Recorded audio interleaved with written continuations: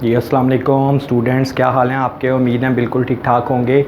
तो जी स्टूडेंट्स, आज जो मैं आपके साथ डिस्कस करूंगा टेस्टिंग ऑफ हाइपोथेसिस में टॉपिक है testing of difference of mean या टेस्टिंग फॉर टू सैंपल। इसका प्रोसीजर हम सबसे पहले डिस्कस करेंगे कि टेस्टिंग आपको डिफरेंस ऑफ मीन का क्वेश्चन आएगा तो उसे हमने किस तरह अटैम्प्ट करना है। तो प्रोसीजर में बच्चों सबसे पहले जो फर्स्ट स्टेप होता है, इसकी हाइपोथेसिस बनेगी। जी हाइपोथेसिस में टू सैंपल टेस्ट है, तो टू सैंपल टेस्ट में बच्चों इसकी यहाँ तो हाइपोथेसिस ये बनेगी H naught mu one equal to mu two. ठीक है जी, दो पॉपुलेशन मीन है, मैं कहता हूँ वो दोनों इक्वल हैं, या फिर मैं ये बात कहता हूँ कि एच वन जो है वो mu one not equal to mu two. यहाँ तो ये हाइपोथेसिस बनेगी। एच नॉट क्या होता है, नल हाइपोथेसिस। एच वन क्या होता है, अल्टरनेटिव हाइपोथेसिस। यहाँ तो एच नॉट कहेगा कि mu one mu two equal हैं, तो एच वन क्या कहेगा, mu one mu two equal नहीं है। तो जब ये हाइपोथेसिस बने इसका नाम होता है टू टेल। यहाँ पे ये भी हो सकता है कि एच वन क्या है, mu one greater than mu two, तो एच नॉट क्या कहेगा, mu one less than equal to mu two. या फिर एच वन ये भी कह सकता है mu one less than mu two, तो एच नॉट क्या कहेगा, mu one greater than equal to mu two. इन दोनों में से, तीनों में से एक हाइपोथेसिस बनेगी। ठीक है, तो ये बात मैंने आपको पहले भी बताई थी कि टेल हम किसको देख कर डिसाइड करते हैं, एच वन को। अगर तो एच वन नॉट इक्वल हो तो टू टेल, ये टू टेल है। अगर एच वन ग्रेटर हो तो इसे हम बोलते हैं वन टेल अपर टेल। अगर एच वन लेस है तो इसका नाम होता है वन टेल लोअर टेल। ये तीन टाइप की हाइपोथेसिस हैं जो हमने यूज़ करनी है। ठीक है, अब बाज़ दफ़ा ये हाइपोथेसिस बच्चों इस तरह भी मान सकती हैं, बाज़ दफ़ा ये भी हो सकता है कि एच नॉट कहे mu one minus mu two equal to value. For example आपको कहता है दो पॉपुलेशन मीन है, उसका डिफरेंस 7 है, तो मैं लिख दूंगा mu one minus mu two equal to 7, इस तरह लिखने की बजाय। ठीक होगी बात। तो इसको मैं फिर क्या लिखूंगा, एच वन को mu one minus mu two not equal to value. तो जब ये वाली हाइपोथेसिस को मैंने इस तरह बनाना है तो ये भी इस तरह बन सकती है, H one mu one minus mu two greater than value, तो एच नॉट क्या कहेगा, mu one minus mu two less than equal to value. तो ये इस तरह भी बन सकती है, H one mu one minus mu two less than value, तो एच नॉट क्या कहेगा, greater than equal to value. ठीक है, या ये बनेगी या ये इन दोनों में से एक एक बनेगी। ठीक होगी बात। तो सबसे पहला तो काम है आपने हाइपोथेसिस बनानी है, तीनों में से एक हाइपोथेसिस बनेगी, या तो टू टेल होगा, या वन टेल अपर टेल होगा, या वन टेल लोअर टेल होगा। ठीक है जी, ये फर्स्ट स्टेप था कि हम हाइपोथेसिस बनाएंगे टू सैंपल टेस्ट में इस तरह। अब बच्चों दूसरा काम क्या है, सेकंड स्टेप होता है टेस्टिंग में हमेशा की तरह लेवल ऑफ सिग्निफिकेंट।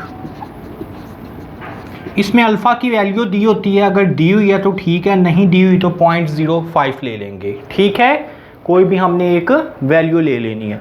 अगर तो अल्फ़ा की वैल्यू पहले से ही दी है, ठीक है, नहीं है तो 0.05 ले लेंगे। थर्ड स्टेप होगा test statistic.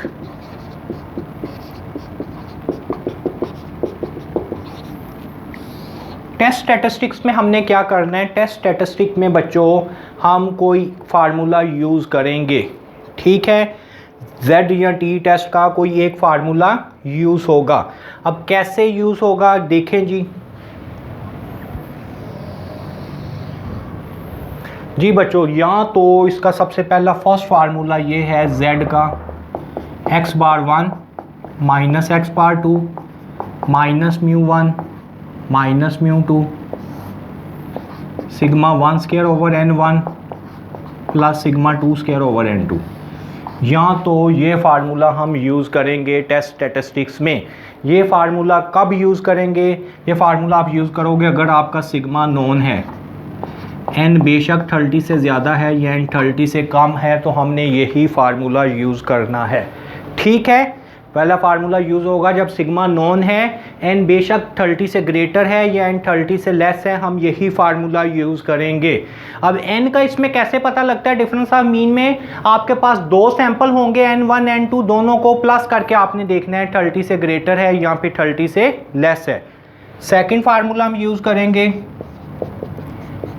x bar 1 minus x bar 2 minus mu 1 minus mu 2 over S1 square over N1 plus S2 square over N2।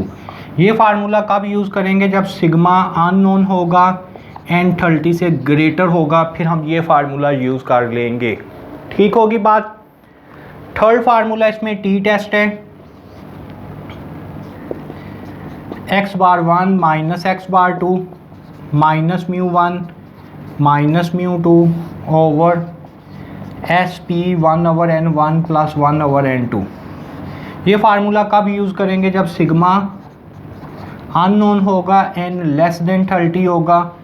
Sigma unknown है, n लेस देन 30 है और उस साथ क्या है, पॉपुलेशन वेरिएंस आर इक्वल। ठीक है, उसने आपको कुछ भी नहीं कहा, पॉपुलेशन वेरिएंस इक्वल है, नॉट इक्वल है, सिग्मा अननोन है, n लेस देन 30 है, तो फिर आप ये फार्मूला थर्ड वाला यूज़ कर लेंगे। ठीक है जी बच्चों। और 4 नंबर पे क्या है, टी का formula x bar 1 minus x bar 2 minus mu 1 minus mu 2 over small s1 square over n1 plus small s2 square over n2। ये फार्मूला कब लगना है, जब सिग्मा अननोन है, n लेस देन 30 और साथ उसने मेंशन कर दिया है assuming that population variance are not equal, कि जो पॉपुलेशन वेरिएंस है वो इक्वल नहीं है, तो फिर हम ये थर्ड वाला फार्मूला, फोर्थ वाला फार्मूला यूज़ कर लेंगे। ये 4 फार्मूले हैं टेस्ट स्टैटिस्टिक्स में, इनमें से एक formula according to question use होगा। ठीक है जी बच्चों। अब 4 के बाद 5 पे कैलकुलेशन आएगी। कैलकुलेशन में हमने क्या करना है, स्टेप नंबर 5 कैलकुलेशन।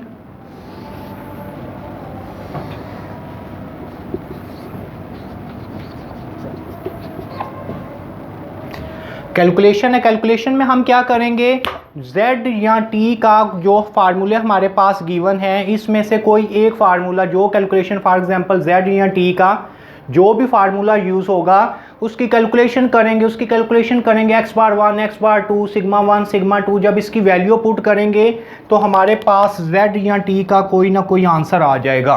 ठीक है, x bar 1 x bar 2 mu 1 mu 2, इन सब की अगर मैं वैल्यू पुट करूं, इससे सिंप्लीफाई करूं, तो z का कोई ना कोई, z या t का आपके पास z कैलकुलेशन या t कैलकुलेशन का कोई ना कोई आंसर आ जाएगा। ठीक होगी जी बात। 5 पे कैलकुलेशन हो गई।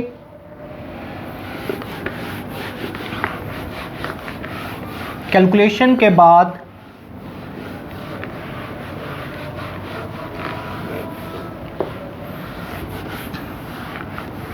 स्टेप नंबर 6 जो आएगा इंपॉर्टेंट है, इसमें काफ़ी ज़्यादा। स्टेप नंबर 6 है क्रिटिकल रीजन।